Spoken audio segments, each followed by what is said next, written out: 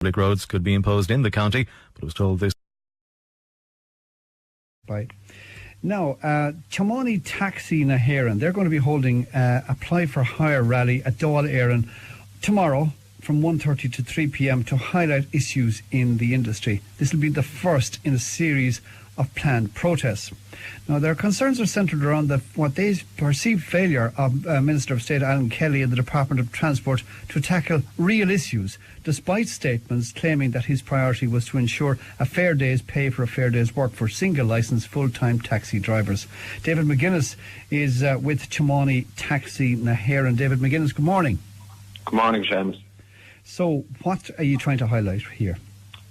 Well, we're trying to highlight the fact that taxi drivers have participated in the review process of the taxi industry, and we seem to, none of the key issues within the industry have been tackled, like the oversupply, the double jobbing, and an independent appeals process taken against decisions taken by the National Transport Authority regarding our industry. Okay. Now, oversupply, that was when it was deregulated. People flocked into it. You didn't have to buy a plate anymore. Is that what you're talking about there? Yeah, basically, during the review process, Seamus, Indicom carried out an overall report into the industry, and a conservative estimate, Indicom report states that the industry is at a minimum 23% oversupplied.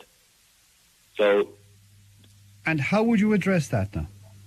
Well, we have put forward proposals on a buyback scheme. We've also put forward proposals regarding drivers being offered training places on the Springboard programme to allow them to exit the industry.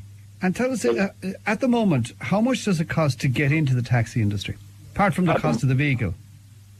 Apart from the cost of the vehicle, yeah, well, at the moment, taxi licences are still on sale through newspapers or on websites for approximately €2,000.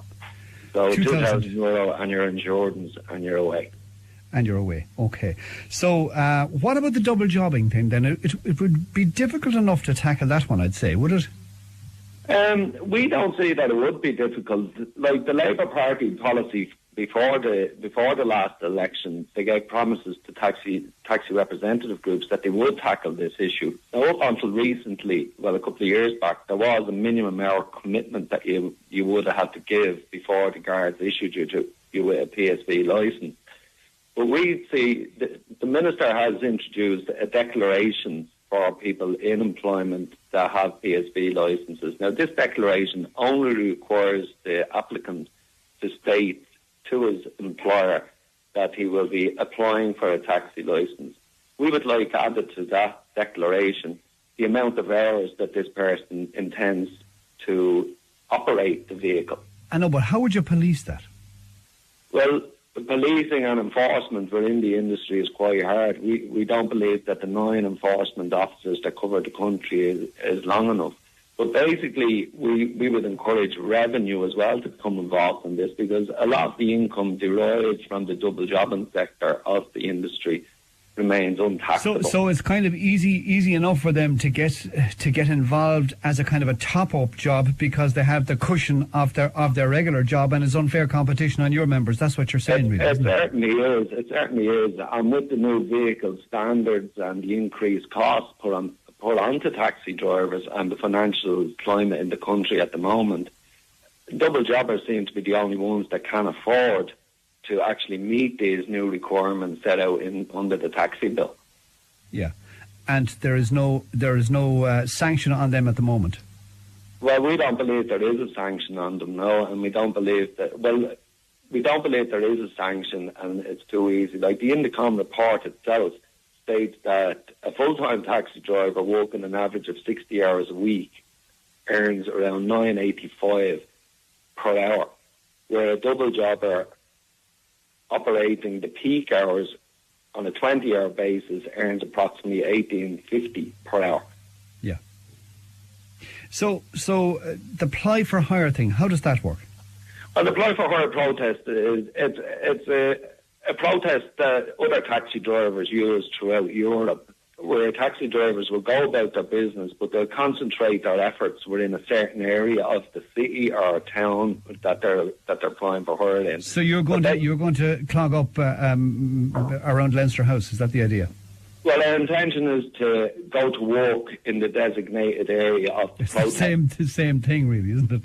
Well, it is the same thing, but we will be working, and drivers participating in the protest, they're allowed to pick up a passenger if a passenger requires them, and they rejoin the protest. But we don't even have to organise this protest. On any given Thursday, Friday, Saturday night in the city, we believe there's already time for hire protests because of the oversupply. Yeah, but what time are you going to be doing this in the middle of the day? So you're going to gum up the centre of Dublin. You know, you won't get many friends by doing that. Well, there's two ways of weighing up whether you make friends or not. We're trying to highlight the issues on behalf of our members. As I stated, like, we've exhausted all the other avenues open to us. So this is being demanded from our organisation by our members to highlight the issue. Now, I know you wouldn't be aware of the Lewis Cross City Works that are happening in the city centre. Well, no, I've heard they're starting, aren't they? Yeah. They are indeed, and we have been in negotiations with the Rail Procurement Agency, the National Transport Authority and Dublin City Council regarding the provision of taxi rank spaces when the Lewis Works is finished. And for over a year we've been involved in these negotiations, and no solution or no progress has been made on the provision. There's the thing that has just popped into my head now. You know, since the Lewis has been there now a few years, but have fewer members noticed that along Lewis lines the trade for your customers, the trade for your members, I should say, is a lot less than elsewhere? No, we would see the opposite, actually. The Lewis line, we welcome the addition of the Lewis lines. The Lewis lines actually bring a lot of business into the city centre, and people coming into the city centre, shopping or whatever, would use the Lewis on the way in, and more than likely would use the taxi services on the way home. Yeah. So we don't see the Lewis as a huge problem for us. What we want to do is be able to compete with the Lewis on a fair basis. Okay. So apart from the oversupply and the double jobbing, are those the two main planks of your platform? What do you mean by that, Shane? I mean, are there other issues that you feel the Minister should address? Oh, yeah, no, there are. Like, unfortunately, with financial constraints and that, we understand that having 100% enforcement of the regulations is almost impossible. But one of the things that was introduced from the review was the driver check-up. Now, on any given day, whether the Minister or one of his department officials, he's more than welcome to come out with myself, and we'll put in as many taxis as they want to into the driver check-up. And on average, between 25 and 30% of the drivers driving vehicles are not registered on the app. So this is just another way, So are they driving illegally then?